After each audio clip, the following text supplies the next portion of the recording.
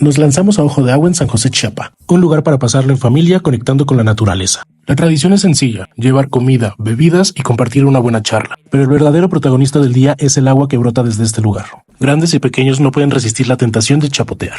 Los paisajes de Ojo de Agua también te invitan a caminar por sus alrededores, explorando el paisaje y apreciando la belleza natural que lo rodea. Aquí el tiempo parece detenerse, permitiéndote disfrutar de esas pequeñas cosas que muchas veces olvidamos en la rutina diaria. Este es un lugar donde todos pueden desconectarse y volver a reconectar. Ojo de Agua en San José, Chiapa, te regala la tranquilidad fusionada con la naturaleza para pasar un día inolvidable.